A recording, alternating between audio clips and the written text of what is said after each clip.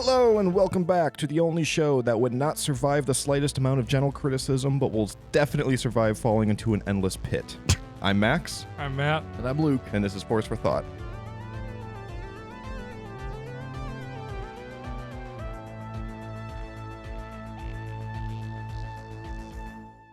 All right, hello and welcome back. No, not like I said, because I didn't say anything yet. Today we we're are solo energy already. We just kind of mumble through. so I'm Matt. tired. Today we are pitching a Star Wars standalone movie. So in the past we have pitched whole trilogies and we have pitched reimagination of existing trilogies, but right now we are going to be pitching just standalone Star Wars movies. I'm excited. I'm ready to kind of jump into it. I didn't really have any top level thoughts. Anything that you guys wanted to say beforehand, or just go right for it? This was a stressful one for me. There are so many things that I thought of, and then I was like, well, no, that's already been addressed in a video game or a comic or a book. We're 10 years into the canon, and the corners of the map are rapidly being filled in. There are not that many stories that I'm curious about that have not already been addressed. I did think of one, and I hope it's not the same as one of your guys's, but I had to really think about this one. Interesting. Yeah, I also just feel like something that's in a comic or in a, I feel like in a game or something can still be live action. As a movie, I think it'd be interesting to see. Yeah, that's true. I was also worried about having to recast other actors, or like I really wanted to do something in the Clone Wars era, but all of my ideas involved Count Dooku, and that'd be weird to recast him at this point because Christopher Lee is dead, right? Yeah, Pretty sure he's dead. Yeah. And just stuff like that, Leia, other legacy characters, casting young Luke or doing it CG. I didn't want to do any of that. I guess that would be kind of weird to recast him, huh? Damn. But- You're thinking about how that would work potentially if they did recast Dooku? Yeah, and I'm trying to think about the canonicity of it all too, because that was something that I put a lot of emphasis on, because I kept having a bunch of ideas, and then I'm like, well, actually that kind of contradicts like the Darth Vader comic books or something like that. Yeah. And I'm like, Mm-hmm. it is. It's really filled out quite a bit. Yeah. It's a very small box to play in. Yes, it's hard to fill something in there. And the problem that I had, and I'm going to pitch kind of like two different things. Well, no, I'm only going to pitch one, the more fun version. But in my head, I'm like, realistically, if I were to do this, it's not going to be as many like recurring characters that we've already seen. Like basically my movie is just like full of glub shitos. Is that what it's called? Glup, yeah. Glup shitos. But it's like, I don't know, for purposes like this, I'm just trying to have fun with it. But realistically, if I were doing it, it would be like all new characters and everything. But I don't want to take the time right now to just come up with new characters and have to give their backstories. Well, I don't want to have to come up with it because I was kind of stressed out about this as well. Yeah. I was hard pressed to come up with something in the nick of time. So I basically came up with an idea and then just kind of filled in some random people into it, as you'll see. Yeah, Perfect. mine's very loose. This is way off topic, but I want to just mention this because I forgot to text you guys about it. I saw a couple articles that says like officially Dave Filoni's working on Ahsoka season 2. Who? Dave Filoni? Yeah, and Was I'm he like, not already? yeah, exactly. I was like, yeah, what have you been doing? Give me some fucking news. This isn't news. Like that's how shows work. You end and then you start working on the next one. I'd rather have news like that than news of another Star Wars creator getting announced for a project that'll never be made. Yeah, that's true. Anyway, also Taika Waititi going downhill. No more time bans for at Apple TV. 1 season and done. Sorry, Lisa Kudrow. I didn't watch that. Yeah, no one did. So I got canceled. Interesting. You can't also remake I've never that. even heard of that. So you just said a lot of words I didn't understand. Besides Lisa Except Kudrow. Lisa Taika Kudrow. Waititi, yeah. Love me some Phoebe. Yes. All right. Well, let's get into it then. Matthew, do you want to start with your pitch? No, not really. Because I feel like I have the very loosest. So I feel like as someone who talks a lot on this podcast, I will probably go very upfront and then be able to then fizzle out because I don't have much going on in this one. So if anyone has more exciting, I feel like I'll be a good middler. I feel like you could start with like Luke, middle me in between, Okay, and then go with you because I feel can like go first. mine's gonna be pretty shallow. I'll go first. I'm glad I'm going before Max because I was worried that we have the same idea because you're wearing a Boba Fett shirt.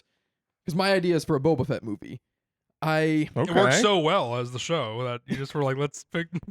I was thinking about not plot holes because I don't think the whole Death Star being blown up by a exhaust port was ever a plot hole. Mhm. But I was thinking about stuff like that, areas of the timeline that we can fill in more. And I remember when Revenge of the Sith was coming out, I was so excited to see Boba get Jango Fett's armor and repaint it and stuff and become Boba Fett. And then he just wasn't in the movie. And that was so disappointing to me. And it still kind of is. So my idea for a Boba Fett, a Star Wars story, takes place shortly after Episode 3, around the same time as the Bad Batch, at the end of the Bad Batch.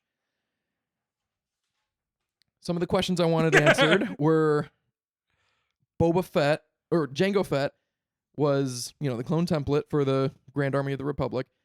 We know from Prime Minister Lama Su that the only payment he required was an unaltered genetic replica, and in addition to his payment, which was considerable.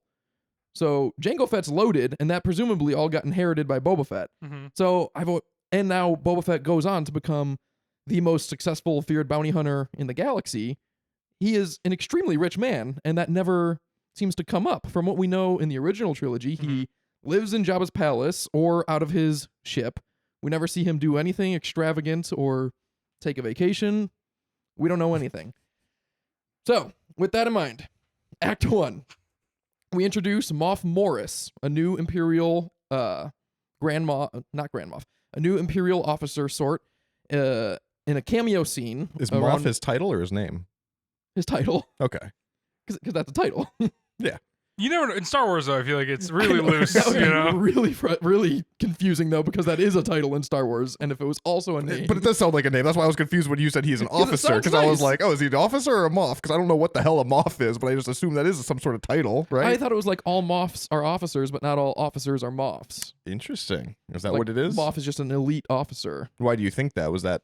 I don't know. I think It was my understanding. it's more like real world military. Aren't all military personnel officers? If you're like a general or a colonel or a major, aren't they all officers? I have no idea. Neither do I I. assumed officer was an actual title. I don't know. Yeah, I'm kind of in the same boat. No, I don't know. All right. Well, he is Oh, there's a little force for thought for you. A little sneak peek. a Moff by rank, Moff Morris, and we introduce him in an Imperial cameo scene with all the Imperial cameos that we want: Tarkin, Rampart, Krennic, Gideon, Yularen, and Partagaz. Any number of them, all of them, whoever you can get for the cameos, what have you. Love it. They're discussing the security of the Empire. Rampart and Tarkin want to do away with the clones for conscripts, like we saw in Bad Batch Season 3, but Morris wants to use soldiers trained from birth, like the First Order will one day use, but he wants to replicate the military greatness of like the clones and the Jedi, because they were all trained from birth and stuff. So we have that scene, and then we also introduce Runa Rasti, Order 66 survivor, age 17, around Boba Fett's age at this point in the timeline. A lot of alliteration going on here, I realize. Natalan, obviously, on the run from Order 66. She is currently living on Dock, the water world from the Star Wars Legacy comics that I did a synopsis of, the one that gets exterminated. It's called Doc. Yeah, DAC. Really funny. Someone's just like, let's knock that K off. It's water based. It's DAC. In my head, it was DAK. Yeah. And then introduce Dak. Boba Fett. At this point, he is very depressed since the Jedi are gone. His life purpose was to kill Jedi because they killed Jango Fett.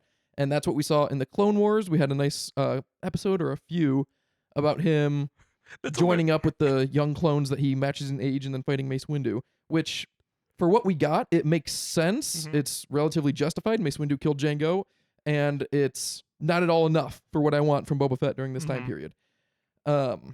So it's really funny to think about someone's life goal is kind of complete and they're depressed about it. I know. As soon as he said that, I wanted to pause and just think about that for a second. I've never thought about that. All he wants is revenge on Mace Windu, and then, what is it, 3-4 years after Geonosis? 3, yeah. They're presumably all wiped Gone, out, yeah. you would think, and it's like, oh, okay, well, I'm still a child, like, I haven't done anything, and now it's like, oh, I can't even get my revenge. Do you remember my sketch where Lori from Halloween killed herself before Michael Myers can kill her, and it's all he ever wanted was to kill his sister? And so it's like, what does he do with the rest of his life? It's just like, He just has no purpose. well, shit. It's like the Joker if Batman ever got caught or Yeah. got unmasked. Man Who Killed Batman, one of my favorite Batman the Animated Series episodes. Sid the Squid. So Boba is depressed drinking a lot of. Do they have alcohol in Star Wars? They do. I forget what Yeah. it's called though, because it's not spice, but also doing spice. Maybe death sticks. And he has a conversation with Cad Bane, who offers to train him in his, father's legacy, but Boba refuses. He is a lost and broken man. Then the Empire comes to Dock to take kids in order to start Moff Morris's child soldier program. And Runa outs herself as a Jedi in order to save some kids. Mainly, an orphan named Tanquar, who she escapes with because he doesn't have anyone else. And Tanquar is a Mon Cala baby, like 1 or 2. So she runs away with Tanquar into Boba Fett. They kind of like a chance meeting. They just run into each other. They bond over being orphans after they fight. They fight over something. I don't have a lot of the details ironed out, but you know how it is. They fight, and Runa knocks the shit out of Boba. She's a Jedi. She's not using a lightsaber because she doesn't want to out herself in front of Boba, but she beats him in the fight fairly handedly. She tries to get his help to save Tanquar, take him somewhere safe, and she says, and they bond a bit, but they're not like friends. They interact a bit, and they talk about how they're both orphans, and that's what they really center on, and how they view each other and view themselves at this point. And she says that Boba, should be ashamed to dishonor his father's legacy because she never got to know her father, and if she did, she would be proud to follow in footsteps that he could leave her, whatever they may be, but she never knew her dad, and she's all alone. At least he has a memory. Act 2. Boba is embarrassed that he has forsaken Jango's legacy and to get his ass beat by a girl. So he goes and trains with Cad Bane, like he In offered. typical George Lucas fashion. He does jobs with Cad Bane, learning the ropes of bounty hunting and getting better at it. He does jobs with other bounty hunters, more options for cameos. We could introduce Diva Longpop or Dengar or Bosk or whomever. Who's Diva Longpop? She's in the High Republic in addition to some episodes of the Clone Wars. She has like rainbow-colored feathers on the top of her head. Okay, I've seen pictures of her, yeah. And she's also, I don't want to get into the whole cannibal thing, but she eats people. Oh. Which is badass. Gnarly. They do, like the big job of Act 2, they do a job to return the heir of the Sterlian dynasty of Katembe. Katembe is the planet, and it's ruled by a conclave of dynasties, and the Sterlian dynasty's heir is next in line because his parents were killed. They fight off the bounty hunter group fights off a splinter group of the Sterlian dynasty, trying to stop the heir from returning and track the boy to a refugee orphan foundation named Haven. And it's a big ship, like a Nice. big ship, so it travels around and helps. It's like a refugee program for orphans. On the Haven ship, Boba runs into Runa, who is donating Tanquar. Donating. I was about to say it's a weird word. Giving the orphan to the orphanage. Like to make a contribution to your cause. This is a tax write-off, correct? After seeing that and interacting with Runa again, Boba abandons the job because he believes in the purpose of Haven as an orphan himself. And the hunters capture the boy, the Sterlian Dynasty kid, and cause a lot of collateral damage to the ship in the meantime, and a lot of killing of like higher-ups of the Haven organization. But before they could leave with Sterlian, Cad Bane runs into Runa and Tanquar, and he abandons the first mission because there's a bounty out on Tanquar that is more substantial than the bounty for the Sterlian kid. So Cad Bane takes Tanquar and leaves. Runa then catches up to Boba before he leaves the ship and convinces him to help because they're all orphans together and it's the right thing to do. So they track Cad Bane to an Imperial hideout on the planet Bastion, which was also a planet of the Imperial hideout from the Star Wars Legacy series. And that's the end of Act 2. Act 3 I have a lot less fleshed out because it's a lot more action-based. Boba and Cad Bane meet up and have their Clone Wars animatic duel that we saw. So we see the dent in the animatic. helmet. Nice. So we see all of that. And then Runa. So I have to check out what I wrote because it's relative to what I have in my head. It's not exactly the same. Boba and Runa try to extract Tanquar, and the Imperials start coming after them, and Runa outs herself as a Jedi in front of Boba, which Boba hates Jedi, but by this point he's very respectful of Runa, and so it's chill. And Runa convinces Boba to take Tanquar and leave while she holds them off. And so Boba and Tanquar leave while Runa detonates. So they're in like a cityscape, and Runa detonates a seismic charge in a building. So it detonates horizontally, like throughout the entire floor. And I have a very clear picture of this exterior shot of like the second or third floor of a 100-story building being wiped out, and then the whole building just collapses straight downward into itself, taking out the Imperial Child Soldier program entirely. And this will be released Major on Morris was in 9/11, there. correct? That would be really satisfying to see, though. Boba returns Tanquar to Haven, where they say they can't afford repairs, but Boba offers to fund them in perpetuity. Ending the movie, more or less, Boba is going to become the bounty hunter we all know and love, but with a mission to fund this orphanage. And so, in the ending with like a voiceover or something, I keep in my head picturing the ending to The Dark Knight Rises with John Blake and all that voiceover stuff, because I think that did it so well. But Boba talks about how his father was the greatest bounty hunter ever because he had someone to fight for, him being Boba. And now Boba has someone to fight for too, the Haven Orphanage. And all of this happening while Boba repaints Jango's armor green out of respect for Runa the Natalan, who is green. Oh, there it is. That's good. That's smart, Luke. Yeah, look at you smile. You know that was Oh, good. damn, that was good. That was a good way to bring it home. Yeah, that was a good way to bring it home. Good job, Luke. Mac, you check your phone real quick. I think your phone's full of storage, or your storage is full. What'd you think? Oh, I loved it. That was a great use of this exercise. You got plenty of cameos in there, which I was very excited about.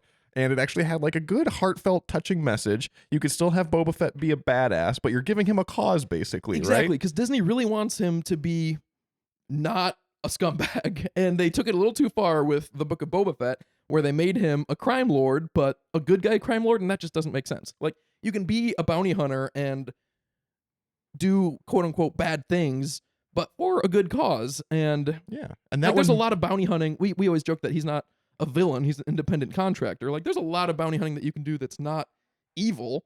And if you're doing it for a good cause, then he could be the anti-hero that Disney really wants to have. and that's the perfect way of setting that up too, going that orphan angle, because he is an orphan. Of course he would relate to that. He doesn't have any sort of purpose or anything in there.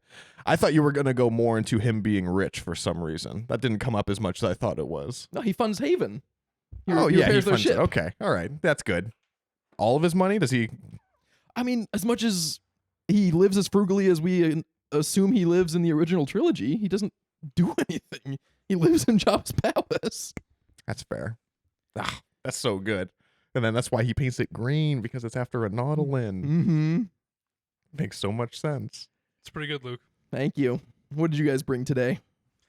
Well, Oh, you said you wanted to go second. I can be the middler. Yeah, so Bette Midler.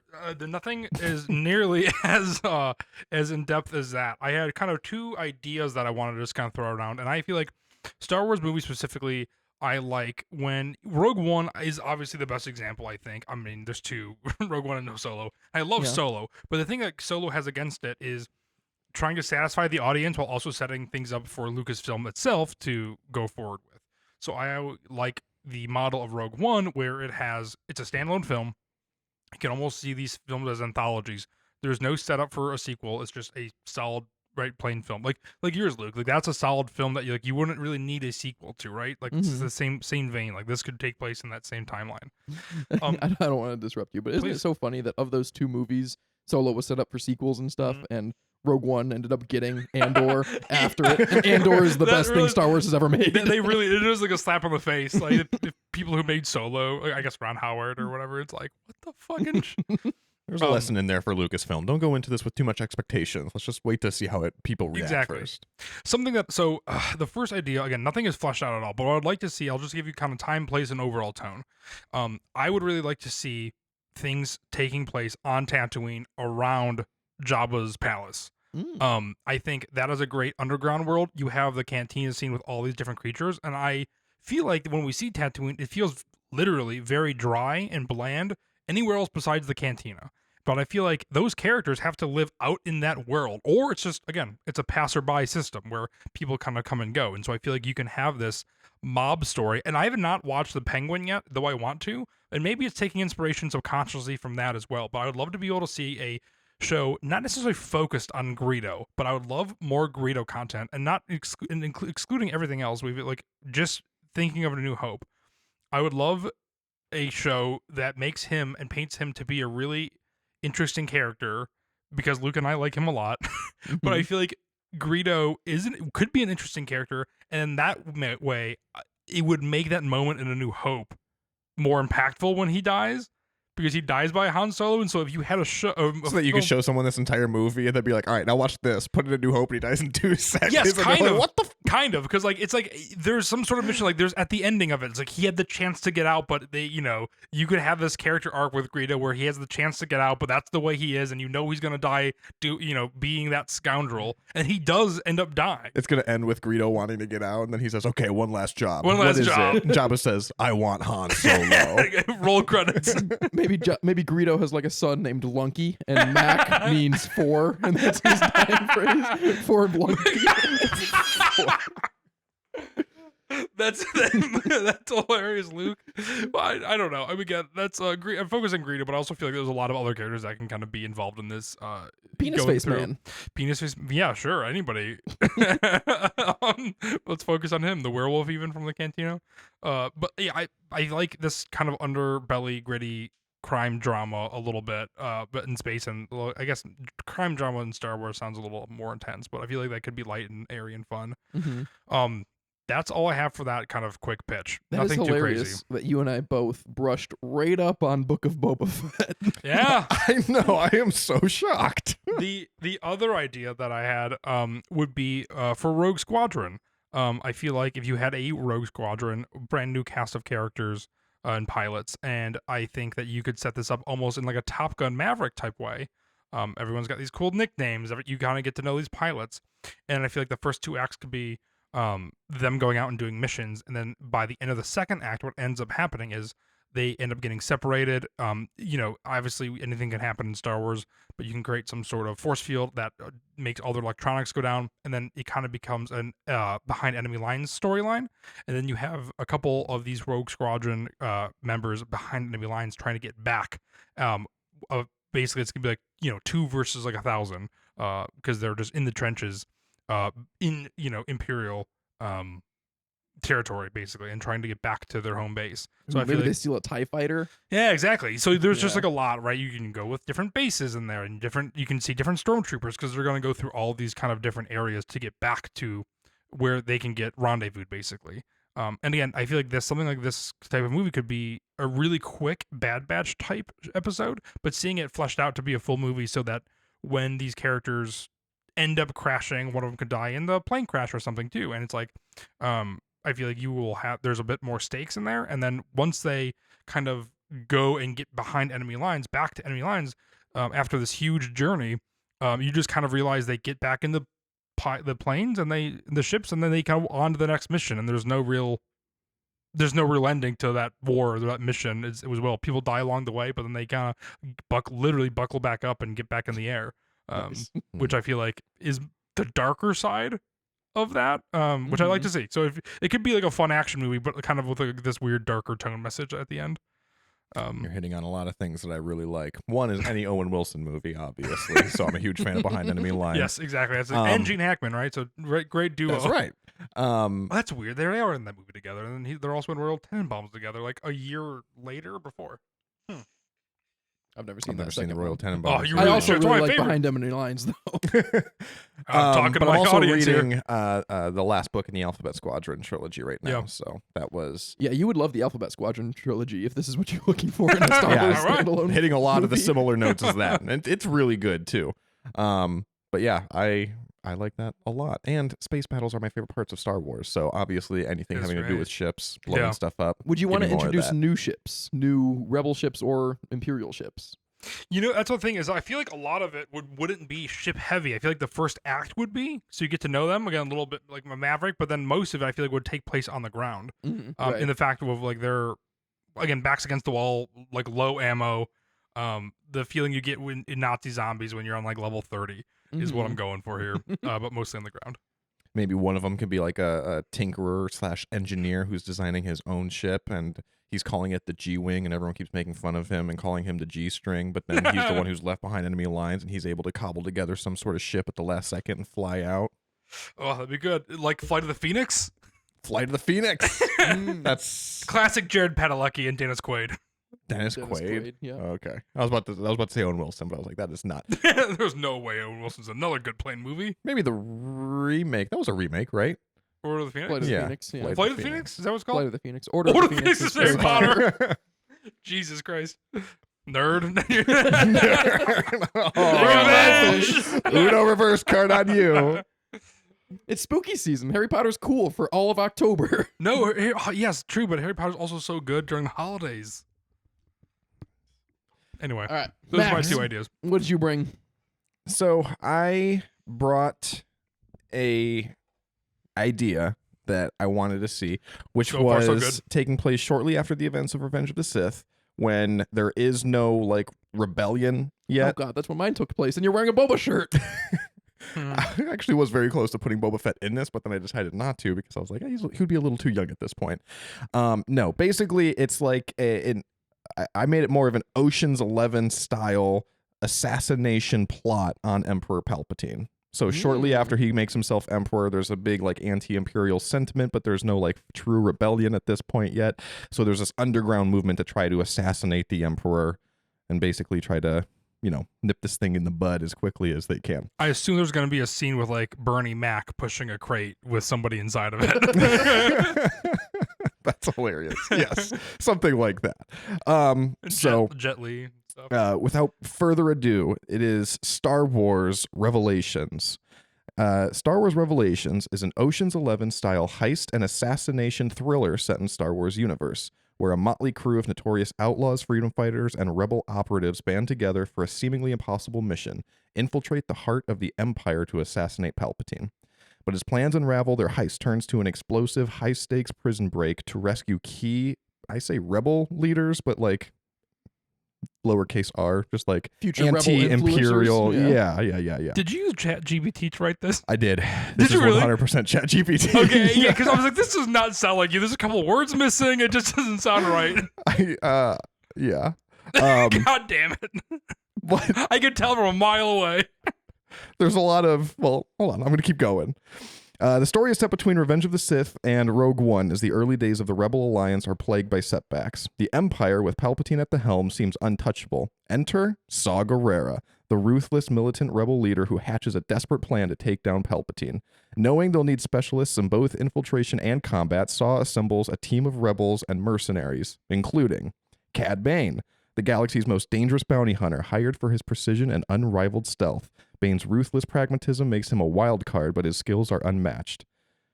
Anto Krieger, a tactical mastermind and yes. leader of a rebel cell who brings military strategy and resources to the table. Krieger is driven by a deep desire to weaken the Empire's leadership, but his willingness to take dangerous risks put him at odds with the others. How many men are answering to Krieger? Roughly 30. 30 men. Plus Krieger? Plus Krieger, yes. Joss Varda, a master thief and expert slicer whose knowledge of Imperial security systems, cracking codes is vital to their plan. Yada, yada, yada. ChatGPT made that one up. Ayla Mora, an undercover spy embedded within the Imperial ranks. She feeds the team critical intel and acts as their inside person in the mission. ChatGPT also made that one up too, but that one was really cool. I didn't feed it that one, but I did specifically ask for Cad Bane, Anto Krieger, and Saw Gerrera. Because I wanted to see an interplay between those three characters, because Saw Gerrera and Anto Krieger, not to get too far into Andor lore, but presumably they met because Saw Gerrera does not really like Anto Krieger. He calls him an ox. He calls him a dumb, slow ox or something like that. Yeah, what a And- weird insult. Like, to think Vicious. about it. And he's an ex-separatist. Yeah. And Saw Gerrera obviously hates the separatists because of everything that happened on Onderon during the Clone Wars. And so I was like, I really want to see that interaction between the two of them. Like, have them have to match up with each other, and then throw in like Cad Bane, someone who's only in it for the money and like doesn't have like any sort of affiliation on either side. Yeah, that's great. Their objective is to assassinate Palpatine. at the Imperial Citadel, an ultra-fortified stronghold on Coruscant where Palpatine is rumored to oversee top-secret projects. The mission seems nearly impossible, but the team's unique skill sets, they believe they can bypass the Citadel's legendary defenses and eliminate the Emperor. But as they infiltrate the Citadel, they discover a horrifying secret. Deep in its underground vaults is a hidden high-security prison holding key rebel leaders, including some of Saw Gerrera's own fighters. The Empire plans to execute these prisoners in a galaxy-wide broadcast, making them an example of what happens to those who oppose the Empire. Now faced with a choice, the team must shift their objective. Do they risk it all to rescue the imprisoned rebels and spark a galaxy-wide uprising, or stay on mission to assassinate Palpatine, knowing it could crush the rebel cause forever if they fail? Do they do it? Is it like Inglourious Bastards where they Well- shoot Palpatine at the end and then just cut to black and subcredits? This is not canon. This is not canon. No, I mean, we know where it goes, so obviously the rebellion rises and the Emperor's alive, so it's Yeah. going to end somewhere like that, I'm I feel like- guessing. And all of them survive, though. Yeah, what's interesting is they added these two red shirts, so maybe Joss Varda and Ayla Mora die. Perfect. I have no affiliation to them whatsoever, but yes, Cad Bane, Anto Krieger, and Saw Gerrera would all survive. Okay. I like the red shirt aspect. I also feel like all three of our films could be loose sister films of each other. That all just the thread throughout is Cad Bane, right? I feel like he is a character. Well, I didn't mention him specifically in mine, but I feel like He would fit in yours. that would yeah. fit. Yeah, so I feel like that'd be a little cameo there. He's just on his way somewhere. That's so funny that we all included Cad Bane. I, in part, included Cad Bane in response to that episode of The Bad Batch Mhm. where he kidnaps that kid, which is, in my opinion, the single worst piece of Star Wars media ever put out. Worst in what way? In every way. My least favorite, the one I'll rewatch the least. It's arguably the only thing in Star Wars that I've ever actually actively disliked. Do you remember what episode I'm talking about in season 3? It's forgettable because there's no Omega or Crosshair or Hunter or Echo or the other one that I'm No, forgetting. I just didn't know you there was hated no it. members of the Bad Batch in it, no members of the Empire in it. It was just Cad Bane kidnapping kids, and it was unsettlingly descript, and I hated it so much. Interesting. I did not know you hated that much. I've never heard you say you hated anything about Star Wars until right now. Yep, that one. I certainly think that might be some of the darkest Star Wars that we got, but I don't know if it's like some of the worst. I mean, I don't mind It's the it. worst. It's not just I don't like it because it's dark and I don't like that aspect. It's also that Cad Bane is in the Book of Boba Fett slamming Boba Fett for working with the Empire Yeah. when Boba Fett was just an independent contractor who was recruited to hunt down the Millennium Falcon, a group of terrorists, and Cad Bane was literally kidnapping kids on behalf of the Empire, which is far worse. Yeah. Hmm. I also like that the Bad Batch, a kids show, like animation kids show, is about kids getting kidnapped, which is a little weird. Yeah. Anyway, back to your script. I really like that Ocean's 11 style heist type movie to go try to assassinate Palpatine. Obviously doesn't work, but then we also know that these characters kind of go their separate ways then. And we know that there's they would meet at some point. So it's fun to see those happening and then also being able to go on their separate way, knowing they live, but also knowing that the mission won't work. But it's how does it not work is almost more interesting. I Mhm. like to think Saw Gerrera and Anto Krieger become best friends, and they're like, "Yeah, we got each other's back for life, dog. Never gonna betray you." No, I was thinking about that relationship specifically though, because it's got to be so complicated because they have to go through something together, have something of a bond, but still hate each other. Mhm, Because there's a lot when- of juice to squeeze there. When Luthen presents this idea to Saw in Andor, he's originally very opposed to it. He says no at first. It does not take much to convince him. Oh, he's like, "Oh, we can never let him go."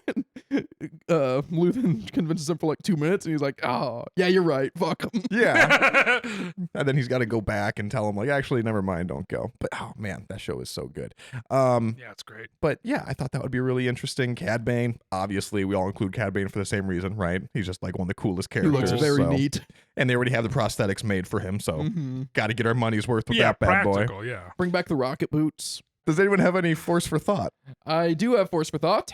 The Phantom Menace. Qui-Gon and company are stuck on Mos Espa trying to repair their hyperdrive, and he goes into Watto's shop, meets Anakin, and decides to gamble for the parts. Slightly before he makes that decision, Watto says, "I'm not selling it for Republic credits, and no one else has this part. I can promise you that." Does Qui-Gon take him at his word? Did he check any other shops? Because that's the first shop he went into, and it's also a pretty classic business strategy to say, I'm the only one that has this. Don't bother looking anywhere else. I think Qui-Gon just got straight up. You don't think you could sense that he's lying? You just trusted him? No, yeah, he's a Toydarian. Mind tricks don't work on him. Man, Qui-Gon also, he does seem like he's giving it like half effort in that movie sometimes. So I feel like he's just, he doesn't really, his thought process isn't very solid, I'd say, from a lot of those decisions he's making. See, if I were to try to put too much thought into this and like someone was trying to like actually argue about this on the internet or something stupid, I see this type of stuff all the time, and my answer is always like, well, it's a movie. They're showing you what's entertaining. They don't show you like every single thing that actually happens. Like there's a reason Off-screen, you don't see checked. people Yeah. there's a reason you don't see people go to the bathroom in a movie, right? And we don't know how many shops he went to before he went to Watto Shop. He could have gone to 100 or something, and maybe he did see a bunch and he didn't come across, and this was the first one that he finally got to, and they had it, and so he said that, and he was like, that's probably true. But no, I'm gonna say he just took him for his word. Right, you're a Jedi. You can sense that. You can sense if someone's being truthful, I would think. Not a Toydarian. Mind tricks don't work on him. Is that the same thing as a mind trick, though? I don't know. Reading someone's mind and influencing it, it's not exactly the same, but they don't exactly read minds either. Mm. That's a good point. I don't know. So I'm you're trying to saying, think of an example someplace. so this is why the Jedi fell. Like he's just taking this guy for his word and being like, if I can't use my powers, I'm just a dum-dum who has no sensibility of like human interaction or just interaction, I guess. It's like that meme of the Jedi financial team looking at the invoice from that mission. He's like, okay, and you bought one boy from Tatooine. That can't be right. And Qui-Gon's explaining. And he's like, okay, did you get quotes from other places? Qui-Gon's like, well, no. I mean, this guy said he's the only one that has it. That's hilarious. Oh, that's really funny. All right. Well, let us know what you think. Let us know if you think Qui-Gon shopped around for engine parts or if he took Watto's word for it. You can reach out to us at Force for Thought across social media and at forceforthought@gmail.com. See you, Sammy.